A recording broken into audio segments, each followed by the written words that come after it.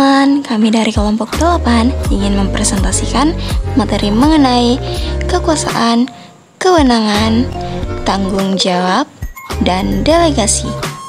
Kami dari Universitas Negeri Makassar, Fakultas Ekonomi, Program Studi Manajemen.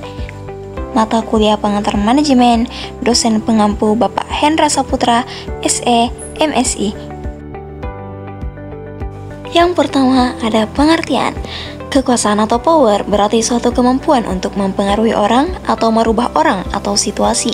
Kekuasaan merupakan konsekuensi logis dari setiap organisasi yang ada di dalamnya terdapat pimpinan dan bawahan. Sumber kekuasaan. Yang pertama ada reward power, yang kedua coercive power, yang ketiga legitimate power, yang keempat expert power, dan yang terakhir referent power. Yang pertama, reward power. Reward power adalah kekuasaan yang muncul sebagai akibat dari seseorang yang posisinya memungkinkan dirinya untuk memberikan penghargaan terhadap orang-orang yang berada di bawahnya. Kedua, ada coercive power. Coercive power adalah kekuasaan seseorang untuk memberikan hukuman atas kinerja buruk yang ditujukan oleh SDM, sumber daya manusia atau tenaga kerja dalam suatu organisasi. Yang ketiga, legitimate power. Legitimate power adalah kekuasaan yang muncul sebagai akibat dari suatu legitimasi tertentu. Yang keempat, ada expert power. Expert power adalah kekuasaan yang muncul akibat dari keahlian atau kepakaran yang dimiliki oleh seseorang. Yang terakhir ada referent power atau kekuasaan yang muncul sebagai akibat dari adanya karakteristik yang diharapkan oleh seseorang atau sekelompok orang terhadap seseorang atau sekelompok orang tersebut. Selanjutnya adalah kewenangan. Pengertian kewenangan adalah hak untuk melakukan sesuatu atau memerintah orang lain untuk melakukan atau tidak melakukan sesuatu agar tercapai tujuan tertentu. Pandangan mengenai kewenangan. Yang pertama, pandangan klasik. Pandangan klasik ini menerangkan bahwa kewenangan pada dasarnya muncul sebagai akibat adanya kewenangan yang lebih tinggi dari kewenangan yang diberikan. Yang kedua, pandangan berdasarkan penerimaan. Pandangan berdasarkan penerimaan memandang bahwa kewenangan formal akan cenderung dijalankan atau diterima oleh bawahan tergantung dari beberapa persyaratan. Jenis-jenis kewenangan dalam organisasi. Yang pertama, kewenangan lini atau line authority. Kewenangan lini adalah mereka yang bertanggung jawab terhadap berbagai kegiatan organisasi dalam rangka pencapaian tujuan organisasi. Kedua, kewenangan staff atau staff authority. Kewenangan staf adalah mereka yang ditunjuk untuk membantu bagian-bagian dalam suatu organisasi yang memiliki kewenangan lini. Kewenangan ini membantu organisasi dan pencapaian tujuannya. Yang ketiga, kewenangan fungsional atau functional authority. Kewenangan fungsional adalah mereka yang berada dalam bagian tertentu dalam organisasi, memiliki kewenangan lini maupun staf, namun juga dikarenakan tugasnya sehingga diberi kewenangan untuk melakukan kontrol atau koordinasi dengan bagian lainnya. Selanjutnya, tanggung jawab. Tanggung jawab adalah bagian dari jabatan atau tugas yang diemban ketika menduduki suatu bagian atau departemen tertentu.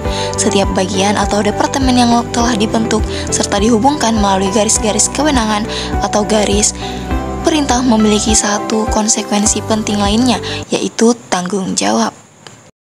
Yang keempat adalah pelimpahan wewenang dan tanggung jawab atau delegasi. Pengertian pelimpahan wewenang merupakan proses pengalihan tugas kepada orang lain yang sah dan terlegitimasi dalam melakukan berbagai aktivitas untuk pencapaian tujuan organisasi. Prinsip pendelegasian. Yang pertama, prinsip skalar, yaitu mengenai perkembangan rantai perintah yang menghasilkan pertambahan pada tingkat dalam struktur organisasi. Yang kedua, prinsip kesatuan perintah. Dalam melaksanakan pekerjaan, karyawan harus juga memperhatikan prinsip kesatuan perintah. Yang ketiga, prinsip tingkat wewenang. Prinsip tingkat wewenang akan menjadi pemeliharaan terhadap pendelegasian yang disengaja menuntut bahwa keputusan-keputusan di dalam kompetensi wewenang perorangan harus mereka ambil dan tidak boleh diteruskan ke atas dalam struktur organisasi. Manfaat pelimpahan wewenang. Yang pertama, bawahan yang dilimpahi wewenang dapat memperoleh kesempatan dan mempelajari sesuatu yang baru. Yang kedua, mendorong tercapainya keputusan yang lebih baik. Dan yang ketiga, penyelesaian pekerjaan akan dapat dilakukan lebih cepat sekiranya pelimpahan wewenang tersebut berjalan dengan baik dan diberikan kepada orang yang bertanggung jawab. Kendala pelimpahan wewenang. Yang pertama, wewenang yang dilimpahkan kepada staf yang tidak memiliki kemampuan atau kapabilitas untuk menjalankan wewenang tersebut akan menghambat pencapaian tujuan organisasi ke arah yang lebih baik. Yang kedua, kurang bertanggung jawabnya atasan terhadap apa yang harusnya dilakukan. Kunci pokok agar pelimpahan wewenang efektif. Yang pertama, kepercayaan manajer terhadap bawahan dalam melimpahkan wewenang perlu diiringi dengan pemberian kebebasan kepada bawahan untuk menjalankan kewenangannya menurut caranya tersendiri. Yang kedua, adanya komunikasi yang terbuka antara manajer dan bawahan. Dan yang ketiga, kemampuan manajer dalam memahami tujuan organisasi, tuntutan dari setiap pekerjaan, dan kemampuan bawahan. Yang terakhir, tindakan agar pelimpahan wewenang efektif. Yang pertama, penentuan hal-hal yang dapat didelegasikan. Yang kedua, penentuan orang yang layak menerima delegasi. Yang ketiga, penyediaan sumber daya yang dibutuhkan. Yang keempat, pelimpahan tugas yang akan diberikan. Dan yang terakhir, intervensi pada saat diperlukan. Sentralisasi dan desentralisasi. Sentralisasi adalah kekuasaan dan wewenang pada hierarki atas dari suatu organisasi. Artinya, segala keputusan dan kebijakan perlu diputuskan dari hierarki yang paling tinggi, karena mereka yang berada pada hierarki paling tinggi yang bertanggung jawab terhadap tercapainya tidaknya tujuan organisasi secara keseluruhan. Yang kedua, desentralisasi. Desentralisasi adalah pelimpahan kewenangan dari hierarki yang lebih tinggi kepada hierarki yang lebih rendah dalam hal pengambilan keputusan dan penentuan terkait bagaimana kegiatan akan dijalankan. Sekian dan terima kasih. Wassalamualaikum warahmatullahi wabarakatuh.